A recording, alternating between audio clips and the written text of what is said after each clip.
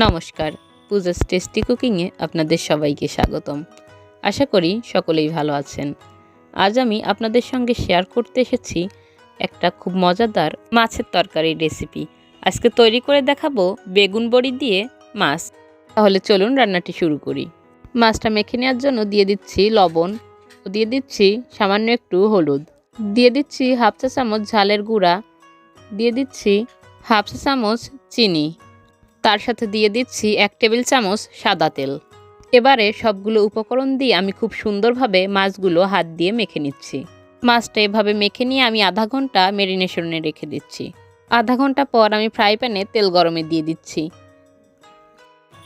এই তেলটা গরম হয়ে গেলে আমি এক পিস করে মাছগুলো ভাজতে দিয়ে দিচ্ছি। মাছগুলোর একটা পাশ খুব ভালোভাবে ভাজা হয়ে গেলে আমি একটা স্প্যাচুলার সাহায্যে মাছগুলো খুব সাবধানে উল্টে নিচ্ছি। আমি এভাবেই মিডিয়াম আঁচে রেখে সবগুলো মাছ খুব সুন্দর করে ভেজে নিয়েছি। এই মাছগুলো ভাজা হয়ে গেছে, এবারে আমি একটা চামচ দিয়ে খুব সুন্দরভাবে তুলে নিচ্ছি। এবারে এই মাছ ভাজা তেলের মধ্যে আমি ডালের বড়িগুলো ভাজতে দিচ্ছি। বড়িগুলো দেওয়ার পর আমি একটা স্প্যাচুলার দিয়ে অনবরত নেড়ে রাখবো, যাতে করে কোনো পাশ পুড়ে না যায় আর খুব সুন্দর করে ভাজা হয়ে যায়। দেখতেই পাচ্ছেন এই বড়িগুলো খুব সুন্দরভাবে লাল করে ভাজা হয়ে গেছে। এবারে আমি তেল থেকে তুলে নিচ্ছি। এবারে আমি লম্বা করে কেটে রাখা বেগুনগুলো ভাজতে দিয়ে দিচ্ছি। দিয়ে দিচ্ছি সামান্য একটু লবণ ও দিয়ে দিচ্ছি সামান্য একটু হলুদ। এই লবণ আর হলুদটা দেওয়ার পর আমি একটা স্প্যাচুলার দিয়ে নেড়ে নেড়ে খুব সুন্দরভাবে বেগুনগুলো ভেজে নিচ্ছি। এই বেগুনগুলো সুন্দর করে লাল করে ভেজে নিয়ে এবারে আমি তেল থেকে তুলে নিচ্ছি।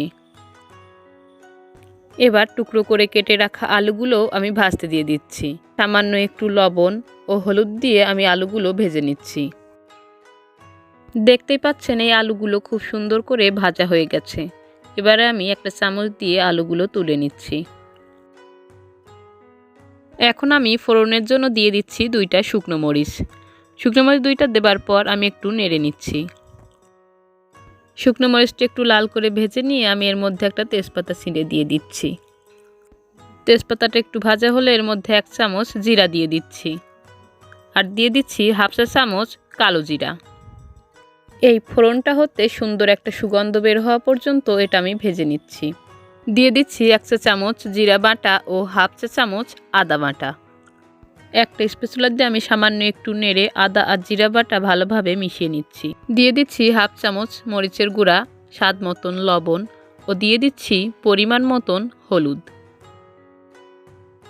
এবারে আমি সব উপকরণগুলো কিছুটা সময় নিয়ে ভেজে নিচ্ছি। খুব সুন্দরভাবে মশলাটা কষানো হয়ে গেলে এর মধ্যে আগে থেকে ভেজে রাখা আলুগুলো দিয়ে দিচ্ছি। আলুটা দেবার পর একটা স্প্যাচুলার দিয়ে আমি খুব ভালোভাবে নেড়ে মিশিয়ে নিচ্ছি। এই মশলার সঙ্গে আলুটা খুব ভালোভাবে মেশানো হয়ে গেলে এর মধ্যে আমি দিয়ে দিচ্ছি জল। এখানে আমি 1.5 কাপ পরিমাণে জল ব্যবহার করেছি। জলটা দেবার পর আমি 5 থেকে 6 মিনিটের মতন ঢাকনা দিয়ে ঢেকে রান্না করে নেব। 6 মিনিট পর আমি ঢাকনাটা তুলে নিলাম। দেখতে পাচ্ছেন তরকারিটা খুব সুন্দরভাবে টকবগিয়ে ফুটছে। এবারে একটা স্প্যাচুলার দিয়ে সামান্য একটু নেড়ে নিচ্ছি। এবারে দিয়ে দিচ্ছি 5-6টা কাঁচামরিচের ফালি। কাঁচামরিচের ফালিটা দেওয়ার পর দিয়ে দিচ্ছি আগে থেকে ভেজে রাখা ডালের বড়িগুলো। এবার একটা স্প্যাচুলার দিয়ে আমি খুব ভালোভাবে নেড়ে সব উপকরণ মিশিয়ে দিচ্ছি। এভাবেই 2 থেকে 3 মিনিটের মতন রান্না করে নিয়ে আমি এর মধ্যে দিয়ে দিচ্ছি আগে থেকে ভেজে রাখা বেগুন। এই বেগুনগুলো দেবার পর আমি একটা স্প্যাচুলার দিয়ে আবারও একটু নেড়ে নিয়ে আবার ঢাকনা দিয়ে ঢেকে রান্না করে নিচ্ছি। কিছুক্ষণ পর আমি ঢাকনাটা তুলে নিচ্ছি। দেখুন এই তরকারিটার খুব সুন্দর একটা কালার এসেছে।